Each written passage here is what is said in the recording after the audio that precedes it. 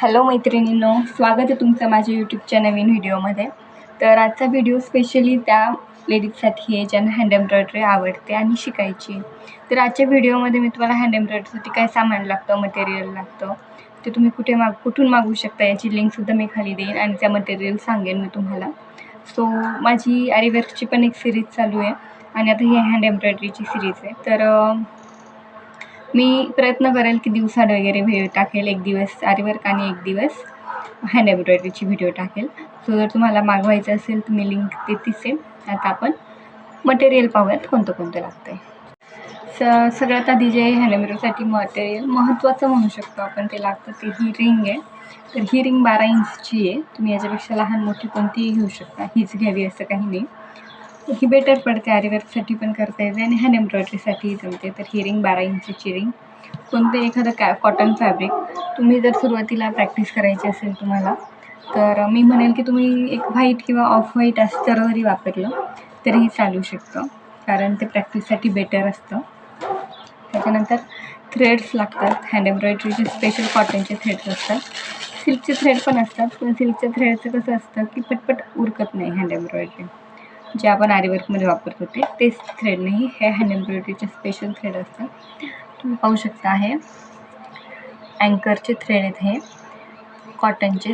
हा अँकरचा थ्रेडच का वापरावा, तर अँकरचा थ्रेडने कलर तो सोडत नाही. अँकरचा थ्रेड जरी तुम्ही एखादी हँड एम्ब्रॉयडरी तुम्ही ब्लाऊजवर केली किंवा कुर्तीवर केली आणि नंतर ते वॉश केलं तरी पण अँकरचा थ्रेड जात नाही. यामध्ये आणखी एक प्रकार असतो DMC, पण तो थोडा खूप कॉस्टली जातो.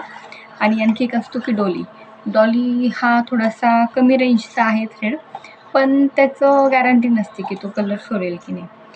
त्यामुळे मी स्वतः प्रेफर अँकरच करते. पण पुढचं दाखवण्याच्या आधी तुम्हाला माझे व्हिडिओ आवडत असतील, त्याच्यानंतर तुम्हाला जर खरंच एम्ब्रॉयडरी शिकायची असेल तर माझ्या व्हिडिओला लाईक करा, शेअर करा आणि आपल्या चॅनल सबस्क्राईब करा आणि बेल आयकॉनला क्लिक करून ठेवा, म्हणजे पुढे जे पण काही व्हिडिओ येतील त्याचे नोटिफिकेशन तुम्हाला मिळत जाईल. त्याच्यानंतर तुम्हाला जर काही विचारायचं असेल तर तुम्ही कमेंट बॉक्समध्ये विचारू शकता. आणि सगळ्यात महत्त्वाची गोष्ट, आपण सबस्क्रायबर माझे कमी आहेत, तो प्लीज सबस्क्राईब करा, म्हणजे आपण लाईव्ह पण घेऊ शकतो. तुम्हाला जर लाईव्ह वर्कशॉप करायचं असेल तर तुम्ही तुमच्या पसंतीने सांगू शकता, मी त्या डिझाईन तुम्हाला करून दाखवेन. आणि ही हात शिलाईची निडल, म्हणजे हे पहा या दोनच निडल जरी असल्या तरी तुम्ही हँड एम्ब्रॉयडरी करू शकता. जास्तीची गरज नाही आहे, अजिबात नाही आहे. आणि कटर एवढंच तुम्हाला गरजेचं आहे. आणि तुम्हाला जर लागला तर फक्त पेन, ते पण कशासाठी की तुम्ही जे करता लाईक स्टिच आपण वेगवेगळ्या शिकतो तर त्या कोणत्या आहेत ते लिहून ठेवण्यासाठी गरज असते.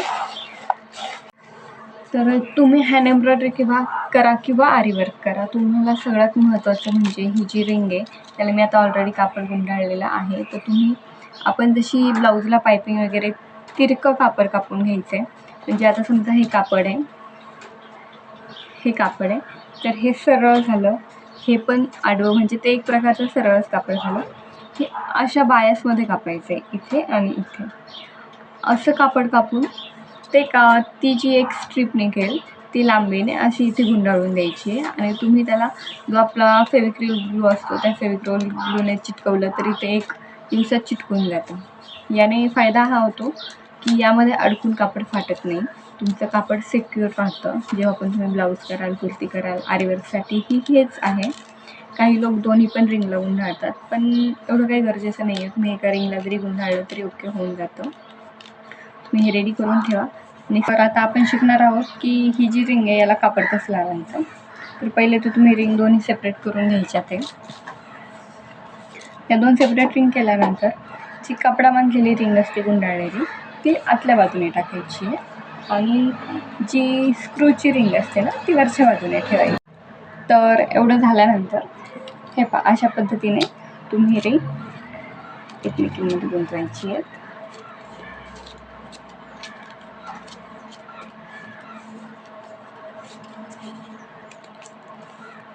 तुम्हाला जर वाटत असेल की रिंग जात नाही आहे, तुम्ही इथून थोडासा स्क्रू सैल करायचा.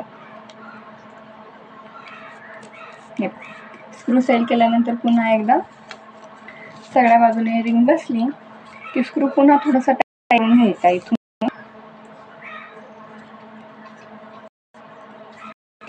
आणि हे जे आता आहे पहा, हे कापड खूप लूज पडलेलं आहे.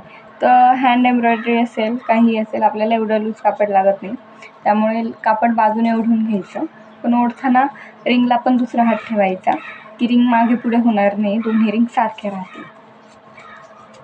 अशा पद्धतीने तुम्ही सगळ्या बाजूने कापड ओढून घ्यायचं.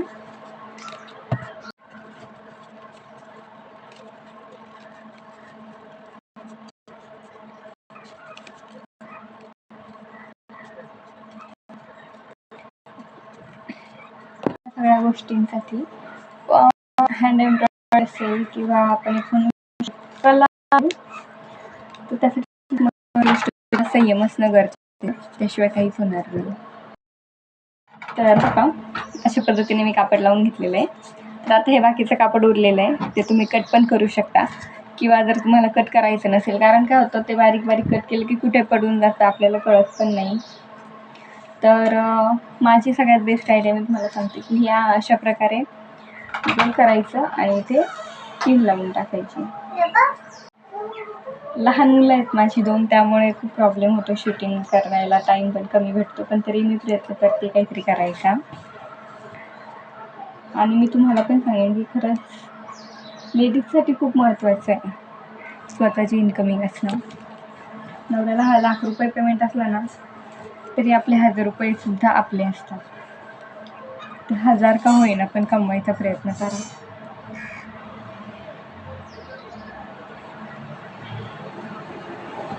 हे पहा अशा प्रकारे झालेला आहे कपडा सेट, आणि याचा काही प्रॉब्लेम पण होत नाही जास्ती, काही म्हणजे करण्यात काही अडचण तर येत नाही नक्कीच. उलट त्याचा एक फायदा असा होतो की कापड मळत नाही, आपलं व्यवस्थित प्रॉपर राहतं.